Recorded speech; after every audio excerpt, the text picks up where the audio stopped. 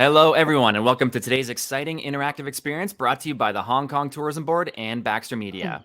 As mentioned, the title of today's webcast is An American Beauty, a Canadian Rebel, and a Hong Kong Cheerleader. And the significance of that title will soon become very clear. I'm Dan McDonald, Sales and Marketing Associate with Baxter Media, and today is Thursday, November 18th. Today, I'll be coming along for the ride on a sensational cooking adventure with Chef Kathy Fang, a two-time CHOP champion for USA, Chef Eric Chong, first MasterChef Canada, who will be cheered on by Chef Christian Yang in Hong Kong as we learn about food trends in Hong Kong and what inspired these chefs to create some of their innovative and healthy dishes that also happen to be delicious. You'll also learn about what's happening in Hong Kong during the Wine Dine Festival 2021. Be sure to stay signed in for the entire duration of the webinar today to be eligible for prizing, as everyone who participates until the end will have their names put into a lucky draw for a chance to win one of 5 $100 gift cards. And be sure to stick around for the Q&A session with our amazing chefs. If you guys have any questions you'd like to ask our chefs today, feel free to type them into the Q&A section of a public chat box, which will be towards the right-hand side of your screen, and the Q&A tab is right beside the chat tab, and those questions will be answered later on. And remember, this is a live session, so your patience is appreciated during any technical difficulties that might arise. I will now hand things over to Danielle Paris from the Hong Kong Tourism Board. Welcome, Danielle. Thank you, Dan. Hello, everyone. Thank you for joining us for the virtual experience, An American Beauty, a Canadian Rebel, and a Hong Kong Cheerleader. Before we introduce our guests to you, let me update you on the Hong Kong Wine and Dine Festival, organized by the Hong Kong Tourism Board. The festival has been the city's annual gastronomic event since 2009. This year's festival will feature a wealth of refreshing experiences, including new neighborhoods, the innovative elevation of Chinese cuisine, new era of bartending, and an inspiring lineup of online masterclasses, and a roster of bright and bold food and beverage personalities, putting the spotlight on some of the brilliant minds that are carving a new niche in Hong Kong's dining landscape. At your leisure, check out the 9 recorded live stream tasting masterclasses to hit the trendiest drinking scenes, such as James Suckling's On Premier 2020 tasting and Saint Germain and Bacardi Masterclass by Kit Ho. For more information and details on these, please visit our website, discoverhongkong.com. Okay, so today we have an exceptional lineup here from Hong Kong, Canada, and the US to share their cooking passion and stories. It's my honor to present to you our host, our Hong Kong cheerleader and talented Mr. Christian Yang. Christian, please introduce yourself. Hi, everyone. I'm Chef Christian Yang from Hong Kong. So super happy to be able to tell you a little bit about what's going on here. So much has been going on.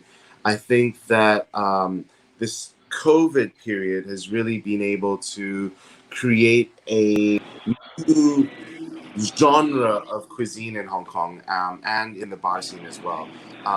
It's been really good for neighborhoods, really great up-and-coming neighborhoods. Kennedy Town, Central remains really strong. There's a market in Central, the old market that's been closed down for about 10 years. They've just reopened it, and it's just encapsulated what it means to be Hong Kong. I mean, I think if you think of Hong Kong about maybe 5-10 years ago, you would think that Hong Kong may be a cultural sort of wasteland, and we used to be described this way. But I think that culture has become really in the forefront of the city and in our cuisine as well. So we've got a lot of new buildings old buildings that have been renovated and have been brought to us in a new way, but still has these old elements. So if you have time, check out the Central Market that's been renovated, and I think you'd be pleasantly surprised with that. There are some really amazing new openings as well. There's the M+ that's open, which is in our arts district in Kowloon West, which is amazing. I never thought that Hong Kong would be an art hub, and I think the whole park, they've created a park right on the waterfront, and there's so much art to be looked at, absorbed, and appreciated. And Hong Kong never had this before, so I'm really happy about that. So in the food scene, what's happening is I think chefs that have previously followed other chefs. They've come up into their own, and they've been given opportunities to create their own menu, to have their own restaurants. And now they're sort of beginning to communicate their ideas on the plate. And a lot of their ideas have come from their home, which is Hong Kong. And this has never happened before on such a large scale, where flavors from Hong Kong have been going through the works into fine dining, and then coming out onto the plate and communicated that way. And so you have restaurants like Via, who do that super well. Other up and coming young chefs, Johnson Young being one of them. Like, there are a lot of new chefs coming in, and what they're doing is they're doing counter restaurants. So very omakase style, very they're doing fine dining, but it's right there, and you sit at a counter, and it's the whole experience is very immersive. And that's happening not only in the sort of fusion fine dining scene, also in the Chinese scene as well. So the Chinese chefs are finding ways to make Chinese food sexy again. And they're beginning to do menus like Chinese omakase, which has never been heard before. So this is a new trend that's happening here. And another trend that's happening here, and I think it's a trend to last for quite a while, and it's quite exciting, is sustainability. So there's a lot of zero waste ideas and concepts that have come up, a lot of zero waste shops that have come up that have been quite important during this particular time. I think COVID has been able to make everybody think about their life choices. And I think that these zero waste concepts have really helped enable us to become better citizens of the world. So there are zero waste bars, which is really cool. I think zero waste restaurants, there are zero waste dishes that have come up. There are a lot of vegan restaurants that have come up as well. So I think that that's really exciting. And we'll learn a little bit about zero waste cocktails in just a bit. So I've waffled on about Hong Kong. I think my excitement hopefully has been able to go into the screen and sort of allow myself to share my excitement with you, just so that when you come to Hong Kong, you'll be ready to go and eat everything. But today is about cooking and cocktails, and we have a beauty and a rebel. So who is the beauty? Beauty is Kathy Fang, a chef from San Francisco, an amazing chef who has been twice. He's won Chopped twice. I mean, that's pretty cool for like Hong Kong sort of represent to win Chopped twice. I like that a lot. She works with her dad in San Francisco and owns Fang. Her dad also owns the House of Nanking, which is awesome. And she has a close relationship with Hong Kong. So who is the rebel? The rebel is Chef Eric Chong. He is the first MasterChef Canada winner, which is really cool. No small feat at all. He is the future of Chinese food in Canada. So I'd like it if everybody can help me welcome our two chefs today, who will cook some really amazing stuff for us. So Kathy and Eric, hi. Hi. Thank you for having us. It's great to have you. Of course, we've seen each other before on our rehearsal, and I just got super excited because Kathy, you have such a huge connection with Hong Kong, and I know that you used to come to Hong Kong quite often. And Eric, I know that you are a Hong Kong super fan, which makes me really excited as well.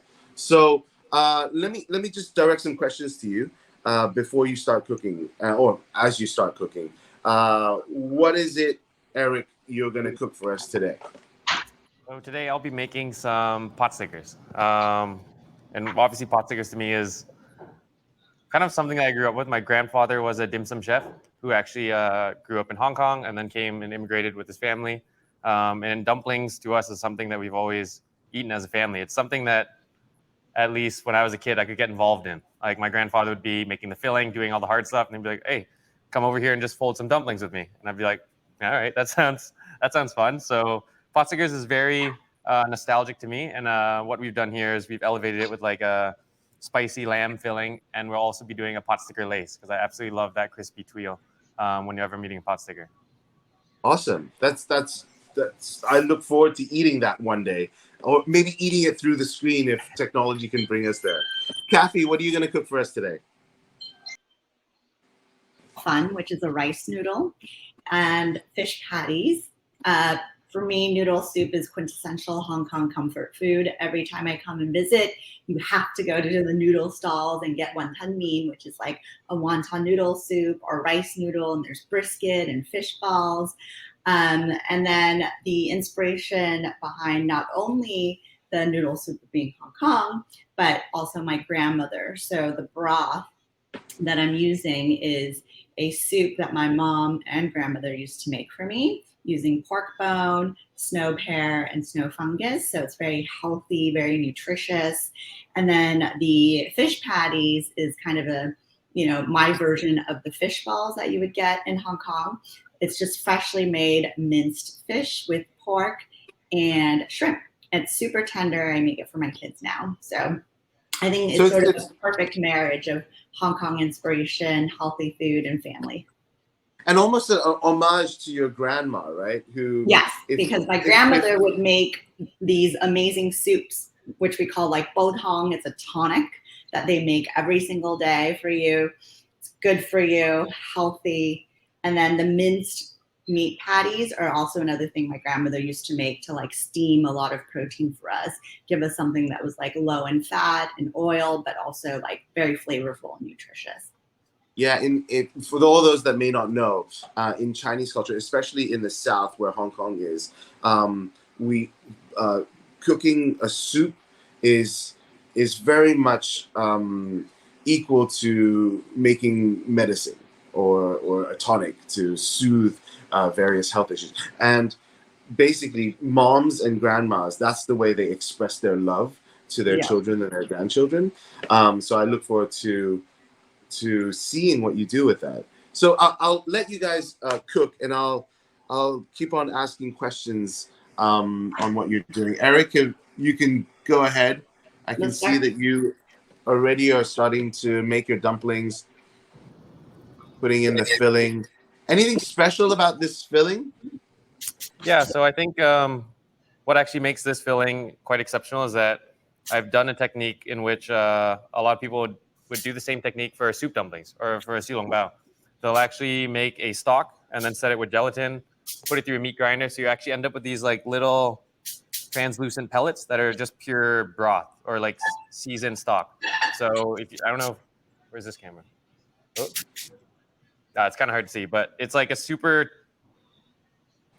easy way to actually like add juiciness to your dumpling. So this stock is a Sichuan lamb stock. So it has like a lot of fermented chilies, Sichuan peppercorns, dried Thai chilies, and then like shaoxing, soy, ginger, scallions, and then just cooked down until it's like super intense, set with gelatin, and then I just ran it through a meat grinder. So you actually have all these like nice little pellets folded in with the meat so that when it's cooked, you'll actually just end up with like a juicy filling. So Eric, I know you came to Hong Kong and you spent some time with Chef Alvin Leung from Bo Innovation, and he took you to a wet market. Tell me about that experience, and what did you see anything in the wet market which is like mind-blowing that you've never seen before, an ingredient that you've never seen before that you really want to use? How was that? I think the wet market was a unique experience for me the first time I went, because it's like there are no outdoor markets in Canada. Like there's just no outdoor like seafood markets like that. Everything is just indoors, and it was just nice to be, you just felt more immersed in your surroundings. And then at the same time, there's a lot of ingredients that I've never seen before. Some of them I've seen, but I didn't know you could eat. So like my favorite one would definitely be mantis shrimp. So that's like huge in Hong Kong. Like I'm sure it's those like lobster-like shrimps that have like mantis claws, but they taste absolutely phenomenal. It's like a hybrid between like a langoustine, shrimp, lobster combined. It was just really, really tasty. And then another one I would say would probably be like gooey duck. You don't really get too much good gooey duck in Canada, but the one in Hong Kong, it looked the same. It just tasted a lot better, or maybe it's just how they cooked it. Yeah, I mean, there's a few ways of cooking gooey duck here, and I feel that Hong Kong has done a small revolution, which is going back to being able to taste the ingredients for what they really are, and we're going away from the idea of infusing the ingredients with, say, like a chicken broth or a chicken stock. So that's sort of in the seafood realm. That's what's happening right now. I couldn't agree more. I mean, how they always serve it two ways. At least for the gooey duck, you'll get it plain, and you'll also get like a little bit of soy or a little sauce you can dip it in. And I think that's fantastic because you can actually truly appreciate how the seafood tastes before you actually cover it with sauce. Yeah, absolutely. Kathy, when you come to Hong Kong, do you eat mantis shrimp? I do. I eat everything and anything there. I think the seafood is amazing in Hong Kong. Just like Chef Chong said, like we would actually go all the way out to, Llama Island, take a little boat out there and just spend a whole day. And just go to one of like the restaurants right along the port, and they have all this amazing seafood. It looks like an aquarium that you would go to like in the United States, right? And you wouldn't realize that you could eat all of this. And the chefs there would find like the most amazing ways to cook everything. Some of my best childhood memories was going to Llama Island, actually. They like, even if it was something as simple as like fried calamari, it would be so tender, the batter would be so light, and it would come with like a very simple like sweet and sour sauce. Or, they would do like the whole fish, also like you said, cooked like 2 or 3 different ways. The bone would be, used to make a broth with tofu, and then they would like cut up the fillets and saute that, and then they'll like maybe use another portion and do like bei feng tong style with like the crispy garlic. I feel like anytime I go there, I always try something new. There's always something exciting that's happening food-wise in Hong Kong. Yeah, I love the fact that you mentioned bei feng tong style. Bei feng tong is basically typhoon shelter style. And it is very, very, very unique to Hong Kong. And it is what the fishing people, the boat people would eat when they get into the typhoon shelter, and they would gather together. And they would elevate their dishes by putting a lot of garlic and chili into it. Lots of fried garlic that makes bei feng tong style. So one of the more famous things is probably typhoon shelter style crab, or under the bridge typhoon shelter crab, which is still very, very famous and very, very good in Hong Kong. Tell me a little bit about your restaurant, Fang. Tell me about Fang. Yeah, so Fang I actually opened back in 2009 with the help of my father. My father opened House of Nanking about 34 years ago, and I like grew up in the restaurant industry. That's where I learned how to cook. I would help and provide a lot of free manual labor, but obviously fell in love with food and cooking. And so when I decided to open the restaurant, my dad helped me out. And now Fang is actually a much larger place. It seats about 300 people. It's located in Soma, which is, one of the most hip happening area, like all the tech companies there, the convention centers there, museums. And so, we've established quite a footprint in San Francisco as far as being one of the best Chinese restaurants in the city, and family run. Eric, tell me what you're doing now.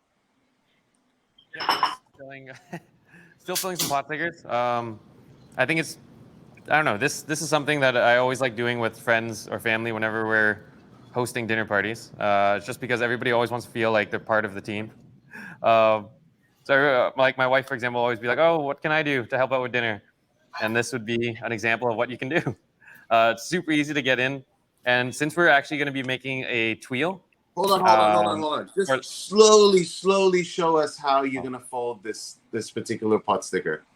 Okay, so the key is to definitely make sure your pot sticker wrappers are always moist. You don't want them drying out. And it actually comes with cornstarch already on the pot sticker, so they don't stick together. But at the same time, when you add like water to it, it'll almost make like a glue, like a slurry, that will then seal the pot sticker. You never want to get too greedy with how much filling you're putting in. And then you just want to pinch very, very tightly, similar to a ravioli, right? And then once you have But all just with the much more air popped out, filling. pardon me? Much more filling than a ravioli. Yeah, much more, but you also don't want to get too greedy. Like when I first started folding dumplings, I always wanted to put like more. But sometimes, yeah, less is definitely more in terms of dumplings because you need the proper ratio of the wrapper to the meat. You can't just have like all meat, or else you might as well just eat like boiled filling, like meatballs. Okay, so patience is key. Don't put in too much is key, and making sure you have that gelatin that you talked about, that sort of like soup jelly. Yeah, To so have my that ratio, my explosion. ratio is like 3-part meat to 1-part stock in weight. So I'll have like, let's say 100 grams of like gelatin set stock, and then I'll have 300 grams of my seasoned lamb filling, and I'll just mix the two together. Excellent. All right. If anybody wants any of these recipes, Dan will be happy to give them to you later on. So make sure you message Dan. Kathy, tell us about what you're doing. I actually just finished my fish patties, and I can show you. They're really quick and easy to make, actually. So what I actually put in here is very similar to what Chef Chong put in his filling.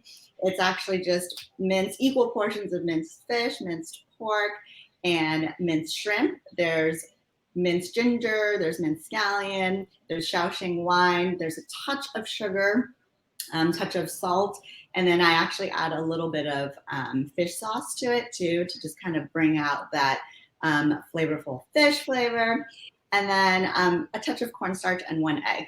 And then I whisk it, add a little bit of water so that it's got this really nice, almost like whipped consistency. So just like almost like a very light mashed potato. And then I just pan sear it very lightly. We're not going for like crispy edges. We're going for something kind of light. And the end result is something that's very flavorful, very tender, perfect for my kids, and sort of the style of my grandmother. Like everything needs to be really tender. I feel you've really sort of dialed in on the healthy aspect of this particular dish, because like in my opinion, what I would probably do is deep fry it and then like totally take out all that sort of the goodness and sort of create what we call in Chinese yeet hay, which is making your body hot.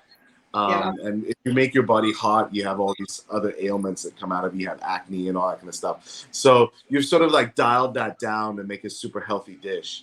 Is that what you were intending? Yeah, that is what I'm intending, because I feel like I live a pretty I try to live a very pretty healthy lifestyle. I want my kids to grow up, eating healthy foods. There's a lot of junk out there, right? So it's good to introduce that at an early age. And that's just kind of how I grew up eating, like with my grandparents making food, right? Everything was about like, less salt, more yun mei, which is like flavorful, true to like what the ingredients should taste like, low oil.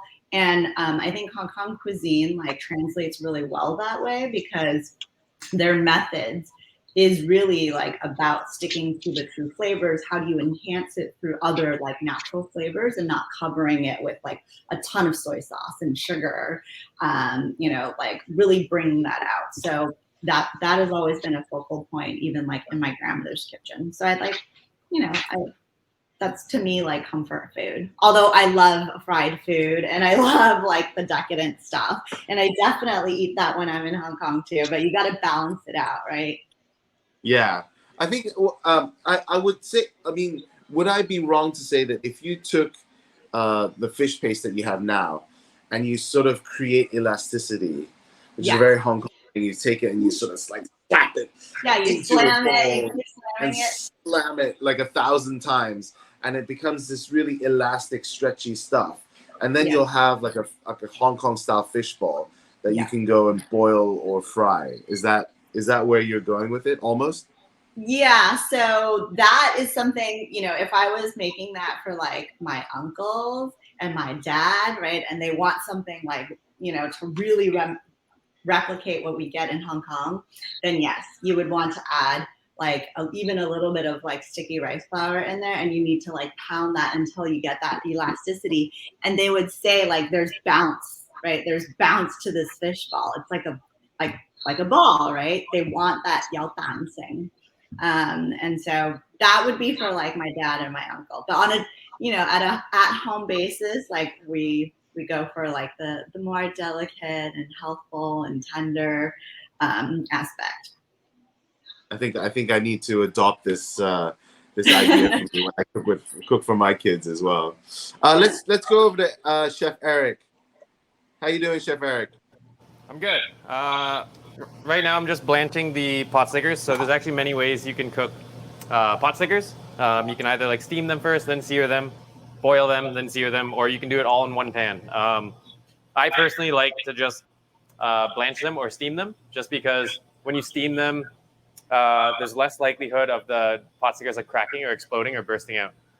Right now, I don't have either of the steamers on, so I'm just going to boil them. But a lot of people, like traditionally, will actually just boil raw pot sticker into the pan and then add some water so it steams and sears in the same pan. The only reason I don't do that is because it really messes up my nonstick pan. So like me personally, I just want to try and preserve the life of my nonstick. So I'll just boil these. Once they're blanched, you don't really have to worry about cooking the filling, because when it's in the pan, you'll actually notice that since there's stock in there, it'll actually boil and cook the filling from the inside. So this is more just to set the pot sticker skins, because like a boiled pot sticker skin will sear like 10 times better than a raw pot sticker skin. That's a really, really good tip, actually. Very rarely do we get the insight into a Chinese restaurant, but I think you've thought of a modern way to do it, and with a really like much better result. I'm gonna go try that myself. I've never thought of boiling the pot sticker first, and then sort of get the sort of pan fry it to get the crispy skin. It's always sort of like very Japanese style. You put the pot sticker into the pan and it sticks, and then you add some water and you cover it. But that gives sometimes a very inconsistent product at the end. This looks pretty good. Yeah, exactly. So tell me about your. That's the key to being a restaurant owner, in my opinion, is like consistency. So like, yeah, I could do it in a pan, but the most consistent way is setting a timer, boiling it, and then searing it until it's golden brown. Right? That is a way that I can do it, and a way that like a new cook could also replicate it as well. So tell me about comfort food. Tell me about like when you were in Hong Kong. Was there any particular restaurant or dish that you were like, oh, this is one big bowl of goodness. It makes me love life a little bit more. Oh man, there's a lot. But if we're talking about like big bowl, I always have to think of wonton noodles. So a place called Wing Hua, which does like bamboo pressed noodles. Like I don't know if they still do it that way, but the texture of their noodles are like you can't even compare it. So like supposedly they bounce on like a big bamboo stick to like press these noodles, and it gets this really firm, like next level al dente texture, where it gives us like this really, really strong toothiness to it. And like I could literally just have a bowl of like soup and those noodles, and I'd be very happy. Yeah, I mean, I think you're absolutely right. What they do is they have this bamboo pole, and then they stick it into a hole in the wall, and they got the dough on the bottom, and they literally sit on the pole, and they just bounce on it to knead the dough until it's super, super elastic. And the result is almost like you're looking at what may look like rubber bands, almost. But it's super, super delicious and super, super tasty. So yeah, that is definitely on the top 5 list of comfort foods when you come to Hong Kong. For sure. Kathy, you look like you're done with your dish. Almost. So I just partially composed it. You can see the fish patties that are in there. Okay, and then I have the rice noodles that are on the bottom. that I just blanched. Mm. And then I have some bok choy that I also have blanched here. So I've composed the noodle, and all I have to do is add hot pork bone broth that's made with snow pear and snow fungus. And then snow fungus, this is already the end result. It's been cooked already. But this is something that we actually use in a lot of our soups, whether it's like savory soup or even like desserts. It's used oftentimes during like autumn, and winter time frame because it's like soothing for your throat. If like you catch a cold and you cough, then it's a very common combination of using snow fungus and apricot kernels, as well as pear. And they put like rock sugar in there and you can drink that, or you make like a savory broth like I did with pork bone.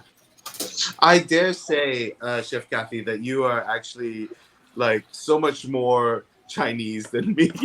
Really? Right. But you're living in Hong Kong. I don't, like, the thing is, I don't compete with my mother-in-law. My mother-in-law does the best soups. The like it's just full of love. It's got the best ingredients in there. And even if I try to make soups like her, like I would fail completely. So I want my children to know that like their grandma is the best soup maker.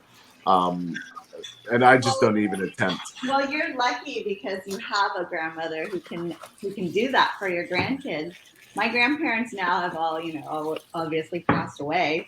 And if I don't do it, then my kids will never experience it. So I kind of have to take up the responsibility because I have, so many fond memories about it. And it's like a cultural thing that you want to pass down to your kids. And they have to take over the restaurant at some point, right? So like they can't do it if they don't know anything about like their own food. gotta be the labor for a bit. So Chef Eric, have you started with the wafer yet? Pardon me? Have you started making your wafer yet? Yes, so I just added it to the pan. It's very simple recipe. So there's actually only like water, oil, and all-purpose flour in here. So I'm sure they're going to post the recipe, but it's just a combination. You whisk it together, or you can put it in a squeeze ball and shake it. And then once you have a quick sear on the pot stickers to make sure the bottom's like set and flat, you can go ahead and add the wafer, pot sticker, lace, wheel, whatever you want to call it. And this will create that nice, beautiful, thin, crispy wafer so that once we flip it over, you'll have this beautiful, crispy sheet. I like to season the lace after it's done because right now I don't put any seasoning in the batter just because it actually messes up how it sears. But this gives you that perfect, crispy, like delicious crunch that everybody looks for when they're having a pot sticker. Instead of like, to me, that's like one flaw about a gyoza is that they're just so minimal, like so little bit of crunch. They always only ever sear like one side and then you have a bite. But like with the lace, you actually get like a substantial amount of crunch. Yeah, it's become a thing in Hong Kong now too. Either you have the lace, or you now sear the pot sticker on three sides. So they'll call it like thrice seared pot sticker or gaoji, which has become a thing now. So you're right. Like if it's just the bottom, you kind of feel like it's not. You just need a little bit more crunch, right? So getting the lace is very, very, very, very so good. I'll get a close up Any before tips? I'm about to flip it. Yeah, look at that. Any tips on getting a perfect lace? Yeah, so definitely the heat can't be too high. This is all about like medium high. If you notice the burner is not on max, you want to slow cook it. You don't want to like do it on super low heat because then you're not going to get a golden brown crunch. And if you do it too hot, it'll actually just get black before the center's cooked. So if you notice, it's actually golden brown on the bottom side. If you have it on too high of heat, then it'll be white on the inside while the bottom's fully cooked. So it's very important that you manage your heat. And it's super important that you drain off the oil before flipping this. So I always, whenever you buy a pan, you're not just buying the pan. You have to buy everything else that goes with it. So like sometimes the pan comes with a lid. Luckily for me, I have like the perfect size round for this, and then I also have the perfect size plate. So you're just gonna dump out the spare oil.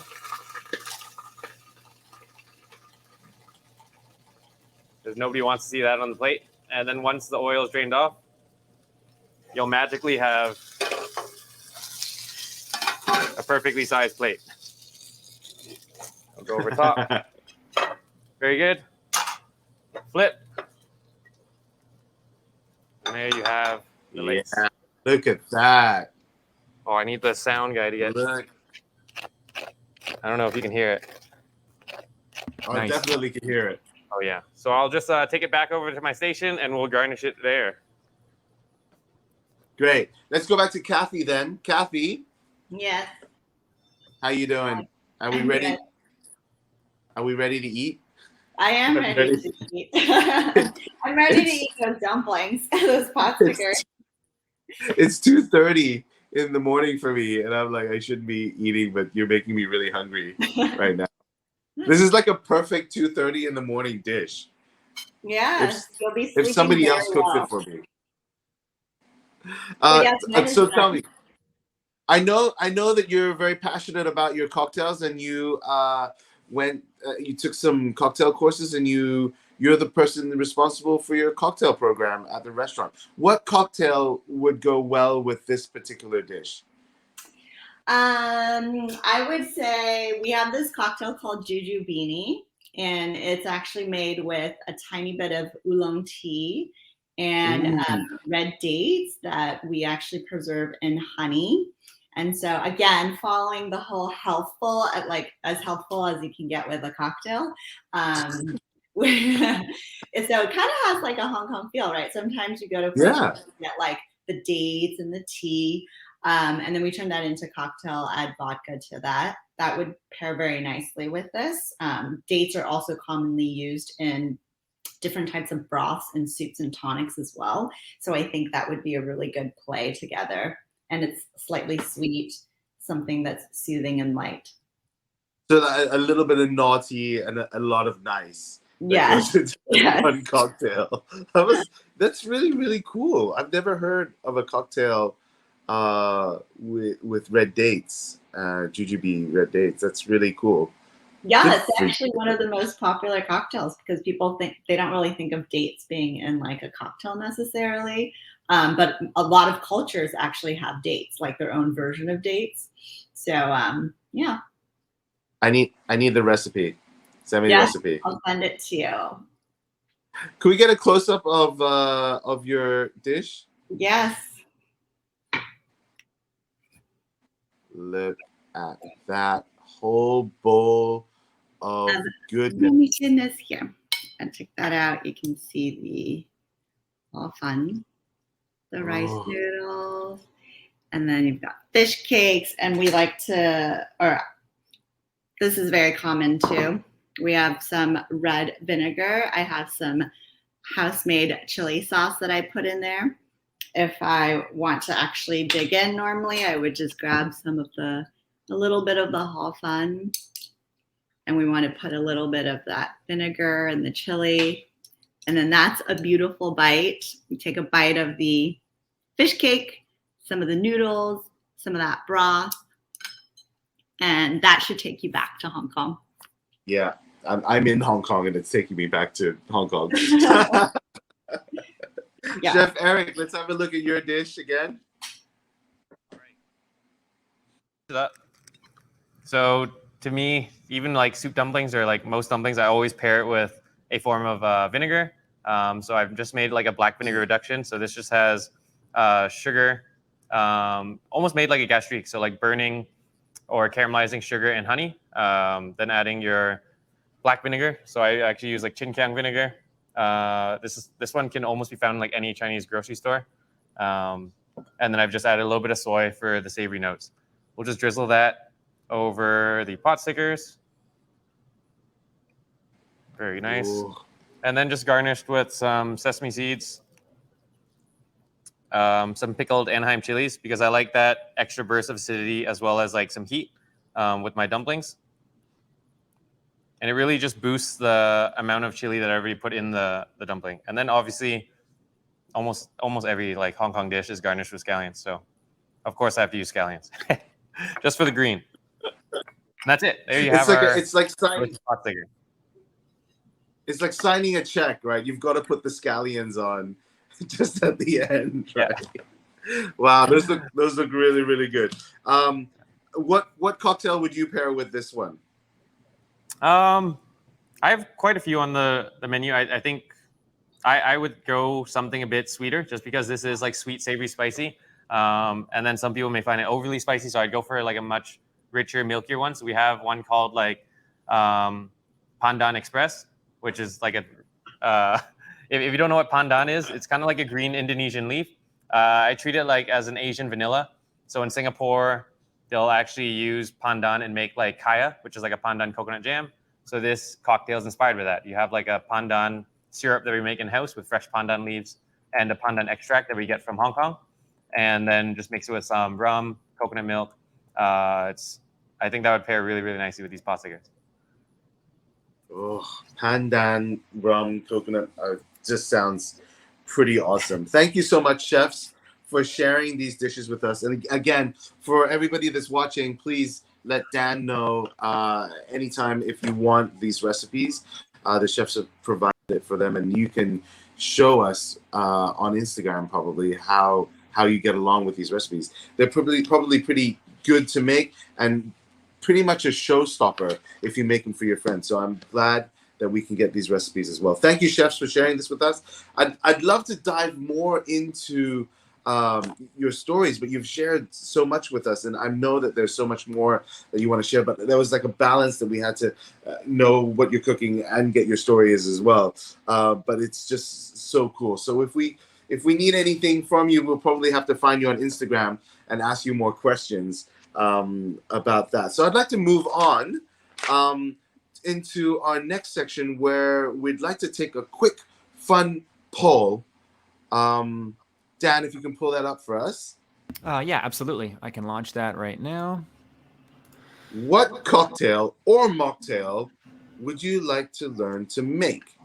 A classic one or a sustainable zero waste cocktail? And if everyone can click and submit, we will find out. By all means, you guys should see that popping up in your browser now. And the options are A, a classic cocktail, or B, a sustainable zero waste cocktail. I see the... Oh, yeah, lots of responses are coming in. Thanks, you guys. Awesome. Yes. So what's happening in Hong Kong, as I mentioned earlier, is that cocktail programs have become really, really, really strong. Super strong. A lot of bars have been listed on the top 10 of the 50 best bars in the world in Hong Kong. And one of the major trends that's happening now in the area of food and beverage is sustainability. And there is one particular bar that is just super sustainable. Their MO is sustainable drinks. So I'm glad that everybody wants to learn about sustainable zero waste cocktails. Let's go to Penicillin and talk to and learn a little bit from Argun Prabhu, the owner there, about what is considered now the best sustainable bar in Asia. Dan, if you can roll that for us, please. Absolutely. And just before we dive into that, it looks like 59% of our audience today chose that they would prefer to make a sustainable zero waste cocktail. That's awesome. Absolutely. We'll close the poll now. Absolutely. I think you're absolutely right. You 59% of you beautiful people.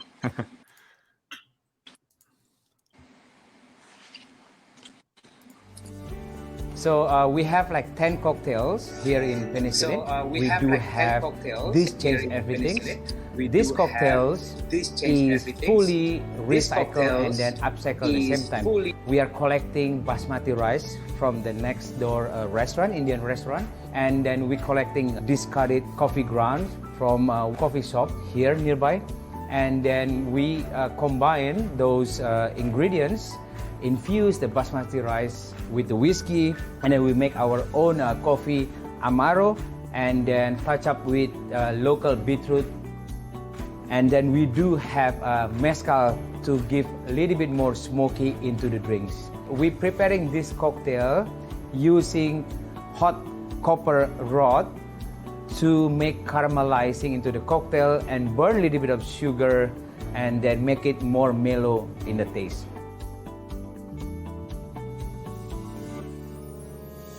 We prefer to use local ingredients is because firstly, we want to support our local farmers. Also, we can lower our carbon footprint through producing the products. Besides using authentic ingredients for food as much as possible, the decorations are also made of local resources. For example, this table is made of local trees that were blown down by the typhoon and recycled aluminium, which can help to slow down the ice from melting. Such a great idea! And there are many more unexpected sustainable items you can find in this bar. I think sustainability is important these days, especially after a pandemic, COVID-19. Before we open this, we kind of like seeing what the Hong Kong needs. So the sustainability comes up. And at the same time, we're giving the new experience to our Hong Kong guests and also overseas guests. We are doing it from our heart, which is we aim to be like 80% as much as we can about the sustainability. That is super cool. I mean, I never thought that that the world needed to go in such a direction of being so sustainable. But now that I hear it and now that I know it, it just makes total sense. And when you go to Peninsulan, it's just a completely new experience. And I thoroughly enjoy it. So I hope that everybody who's watching has enjoyed our cooking demonstration. I think that other than learning about each dish, we learned about the connection that each of our chefs have with Hong Kong, either through Eric's grandfather and then his experiences here as a Hong Kong superfan as well. And also through Kathy and her dad and her grandmother. And we didn't get time to mention it, but she actually used to come to Hong Kong a lot. And she used to eat everything a lot, so much more than me probably. So I'm just so super glad that we were able to learn about your dishes, but mostly learn about how Hong Kong has inspired you in creating this particular dish, and also about some of the trends that are happening, sustainable cocktails and all that kind of stuff. It's really, really, really, really cool. I think what I'm trying to tell you is it's super live and kicking here in Hong Kong. And the energy is bustling. We're just so ready for all this COVID stuff to be over and for you to come over and experience all there is, not just in the food scene, in the bar scene, but also in the cultural scene, the art scene, and of course, shopping. Shopping. So with that, thank you so much for attending. I think we're going to move into our Q&A session, and I'll let Dan manage that for us. So if you have any questions, please feel free to ask anything. Thanks so much, Christian, and thank you, Eric and Kathy. That was awesome.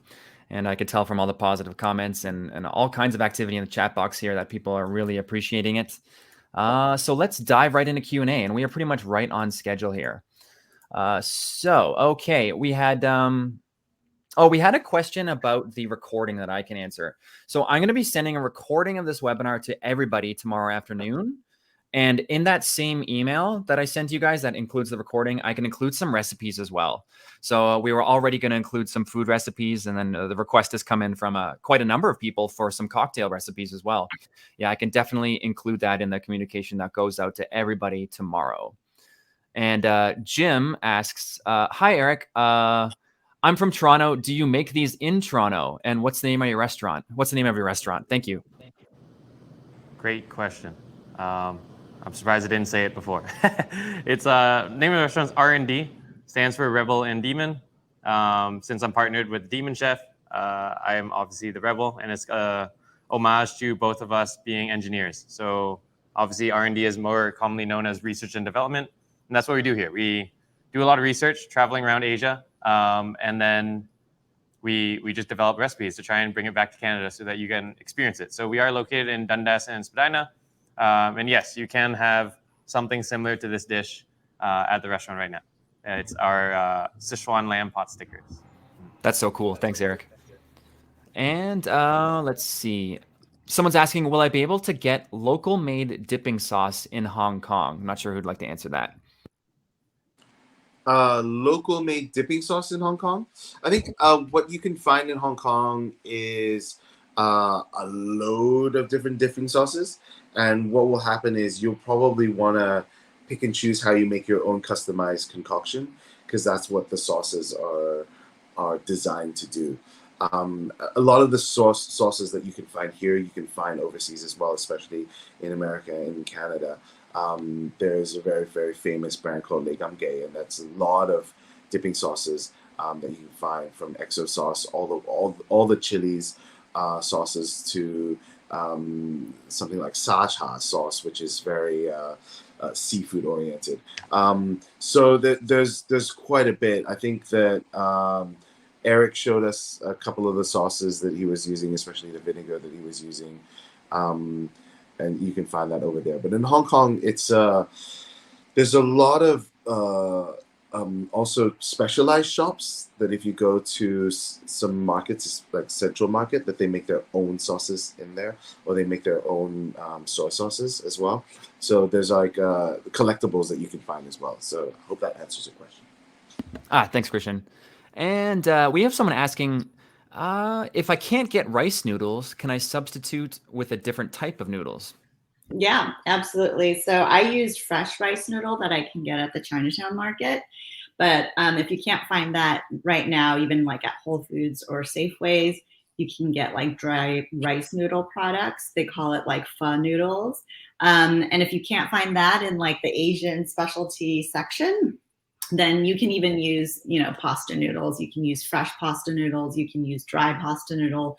The concept is really, it's a noodle soup. So you can choose the type of noodle that you want in there. I just picked Hor Fun rice noodle because it's so like quintessential Hong Kong. But feel free to make adjustments. Even the broth, because the broth is kind of a long process. So if you don't have time or you can't find those ingredients either, then you can just buy like, great chicken broth or beef bone broth, and then just add a touch of ginger in there. You can maybe throw in a couple pears, and just because that's easy to find, and then simmer that for 30 minutes and you'll get something at least slightly reminiscent of what I'm making here. That's great to know. Thanks, Kathy. Question for Christian. Please tell us again the food neighborhoods that you mentioned in the beginning.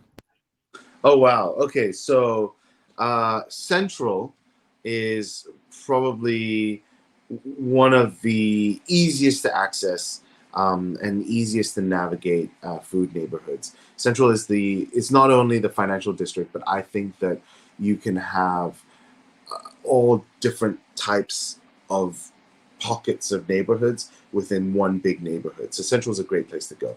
The up and coming neighborhoods also are Kennedy Town, which has got a great array of food, but again, it's very, very local to that particular area. So it's very, very, it's quaint and cute, and it's right next to the water. So it's great to take sunset photos and all those things. So Kennedy Town is great. Wan Chai is doing a revival as well.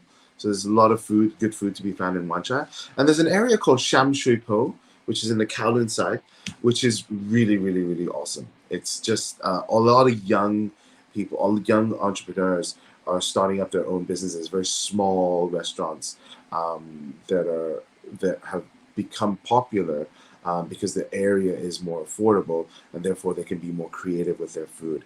And also an area called Tsim Sa Tsui, which is usually the shopping and hotel district.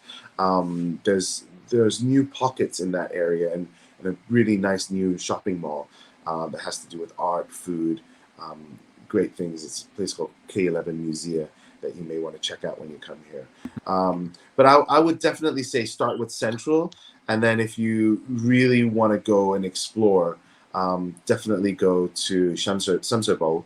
And then if you really want seafood, then something like Lama Island, that like what Kathy mentioned, or Saigon, which is a bit further out. for fresh seafood. You can pick and choose what you want from the aquarium, and they'll make a really good job cooking that. So hope that answers your question. I can go on. Awesome. I can go on forever, but those are the keys, I think. Well, we do have time for one or two more. Christian, can you tell us more about the Wine Dine Festival? Yeah, the Wine Dine Festival is happening right now, and it's taken a new format. So the Wine Dine Festival of yesteryear was very much a festival in the sort of the greater waterfront area on Hong Kong Island. And what would happen is different vendors would have booths, and you get to try, and you'll have your glass, and you go around and you can try the different wines, and you can try the different foods and all that kind of stuff. And what we've done this year, the tourism board has put together a program where you can do wine tours of neighborhoods and destinations. So you can start with one particular restaurant, try their wines and their one particular dish or two particular dishes that they've created for this Wine and Dine Festival, and then move on to the next one. So sort of like bar hopping, but restaurant hopping, with the idea of little sort of tapa dishes and a little bit of wine that they've chosen to go well with it, and move on. There's also some demonstrations. So last year what we did, because COVID was really, really hitting hard in Hong Kong, what we did was we took Wine and Dine Festival online, and we did a lot of cooking demonstrations and wine tasting sessions, cocktail making sessions, and we did a lot of filming and put that online. So there's still a few of those that you can sign up for and have a look at and enjoy watching. So there's quite a few things that is happening now. There's also, in the Chinese restaurant world, what's happened is, for the Wine and Dine Festival, a lot of Chinese restaurants have created their own sort of omakase menu. So you go and you don't have to go with 10 different people, 10 other people in order to enjoy all the dishes. Right now you can go and have a tasting menu where you can try bits of each dish and not have to, and it'd be okay, just maybe yourself or two of you can be there and enjoy it like that. I think that's a really interesting format for Chinese food right now. So that's what's happening. Did I miss anything? Could have missed something. I don't think so. I know it was brought to my attention. You mentioned this briefly, I think, but that the wine walks is available online apparently at Discover Hong Kong. And there's apparently a virtual map and itinerary so anyone can view it. So that's pretty neat. That's cool. Yeah. And I think, so thank you so much, Christian, and thank you, Eric and Kathy. I think I'm going to pass things over to Danielle now, just for some quick closing remarks before we sign off. All right. A big thank you to all our guests for joining us today across 3 time zones. Kudos to Christian for conducting such a lively and interesting session with the chefs and providing exciting new perspectives and insights on the wine and dine scene in Hong Kong, especially at such an unearthly hour in the middle of the night. What is it, 3 a.m. for you now? Yeah. Yeah. He's a trooper. Well, to all our participants, thank you for joining us. We hope you've learned something new today, and we will send out the recipes from today's session so you can also try out the dishes. Plus, all who participated until the end today will have their names put into a lucky draw for a chance to win one of 5 $100 gift cards. Winners will be announced in a follow-up email to all participants, and please feel free to get in touch with us if you have any questions. Have an amazing day. Thank you. Thank you so much, Danielle. And from all of us here at Baxter Media and from everyone at the Hong Kong Tourism Board, we'd like to thank all travel professionals and agents and consultants who attended this webinar today. If you happen to miss part of the webinar, we'll definitely send you the recording by tomorrow afternoon. And in the meantime, I'd like to give a huge thank you to Danielle Paris, Chef Kathy Fang, Chef Eric Chong, and Chef Christian Yang for this amazing virtual experience today. Thank you all so much for being here. Bye. Bye, everyone. Take care.